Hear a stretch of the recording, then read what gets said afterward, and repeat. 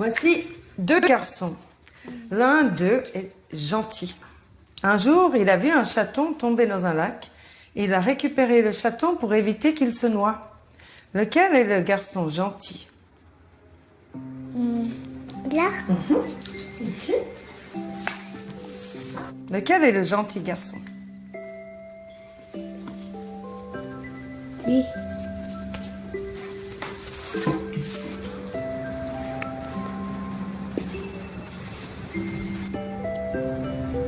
Dans cette expérience scientifique que nous avons reproduite, les résultats sont nets. Une majorité d'enfants estiment que c'est le garçon blanc qui est gentil. Lui. Seule une petite minorité choisit le garçon noir. Lui. Lui. Alors voici deux garçons. L'un d'eux est un garçon très propre. Chaque fois qu'il lave son visage, il se frotte derrière les oreilles. Lequel est le garçon propre? Lui. Lequel est le garçon propre? Celui-là. Mais lorsqu'il est question de propreté, tous les enfants, sans exception, désignent le garçon blanc. Lui. Alors voici deux filles. L'une d'elles est moche. Les gens n'aiment pas la regarder. Laquelle est la fille moche? Elle. Moche. Comme dans l'étude américaine originale, les réponses que nous avons récoltées sont assez édifiantes. Les bébés foncés sont sales, les filles noires sont moches et les petites roms sont menteuses. Quand une dame a demandé à l'une d'elles où elle habitait, elle a menti. Quelle est la fille qui a menti? Celle-là. Ce triste palmarès en dit long sur la force des préjugés.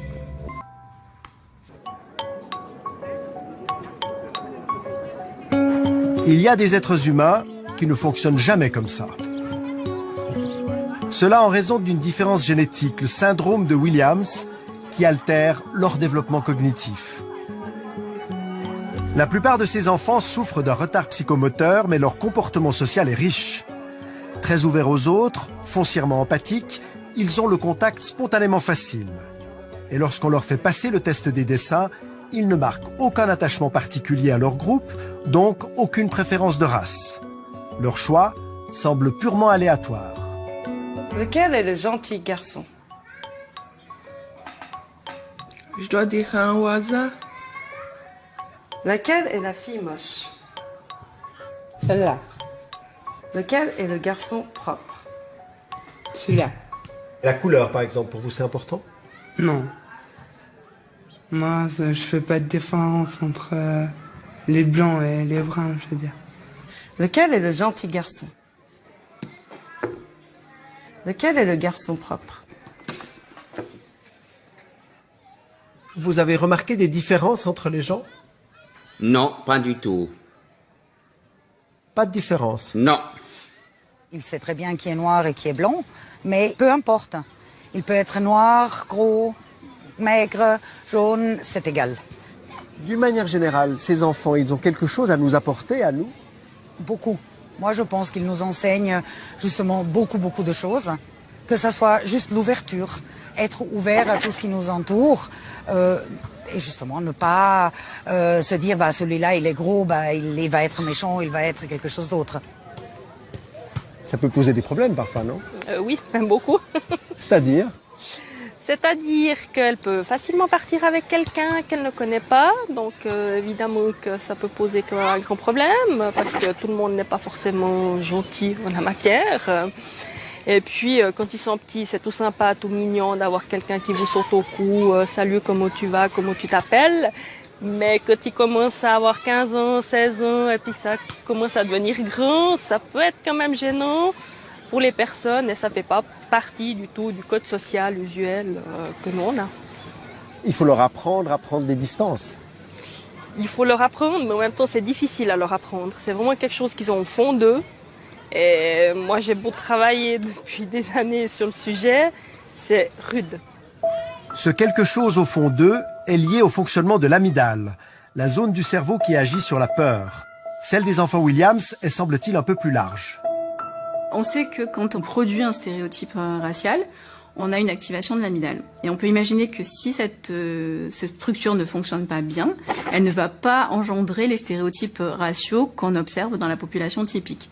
Et cette mauvaise activation qui pourrait être le reflet d'une absence de peur sociale pourrait être effectivement à l'origine de l'absence de stéréotypes raciaux qu'on a pu mettre en évidence dans le syndrome de Williams. Autre particularité cérébrale, les enfants Williams produisent beaucoup d'ocytocine. Cette hormone dite de l'amour qui favorise notamment l'attachement entre la mère et son bébé. La production augmentée d'ocytocine favorise la motivation que ces enfants ont pour tout ce qui a un caractère social et va les inciter à aller vers autrui de manière indifférenciée. Il est hélas fréquent que les enfants retournent les préjugés contre eux-mêmes, comme le montre une expérience réalisée avec 2 poupées semblables, mais de couleurs différentes. Which doll is the black doll? This one. Which doll is the white doll? This one. Okay. Which doll is the good doll? This one. Which doll is the bad doll? This one. Okay. Which doll is the pretty doll? This one. Which doll is the ugly doll? This one.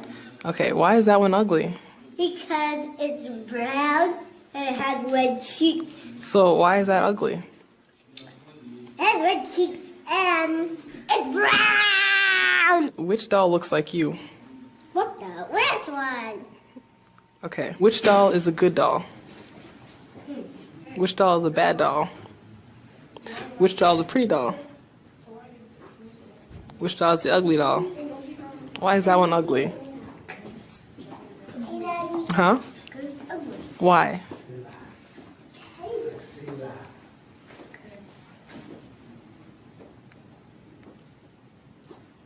You don't know why? It has big lips? Okay. Which doll do you want to play with? Okay. Which doll looks like you? Okay. L'image très négative que ces 2 petites filles ont d'elles-mêmes vient de la culture américaine qui a toujours diabolisé les Noirs. Preuve parmi beaucoup d'autres, ce tragique fait divers survenu à New York le 4 février 1999. Ce soir-là, Amadou Diallo prend l'air devant chez lui lorsqu'il est interpellé par des policiers en civil. C'est un simple contrôle, mais le jeune Guinéen qui comprend mal l'anglais prend peur. Il fuit et se retrouve dos au mur. En voyant qu'il met la main à la poche, les policiers l'abattent de 41 balles sans sommation. Par la suite, ils se justifieront en disant qu'ils ont pris son portefeuille pour un flingue. Cette exécution sommaire fait scandale. Pour comprendre ce qui s'est passé, des chercheurs élaborent un test sous forme de jeu vidéo qui met en scène des hommes blancs et noirs avec une arme à la main, et d'autres portant des objets inoffensifs. Ces photos sont montrées très rapidement à des spécimens qui doivent décider s'ils tirent ou non. Dans ce test, lorsqu'on abat un homme armé, on gagne des points.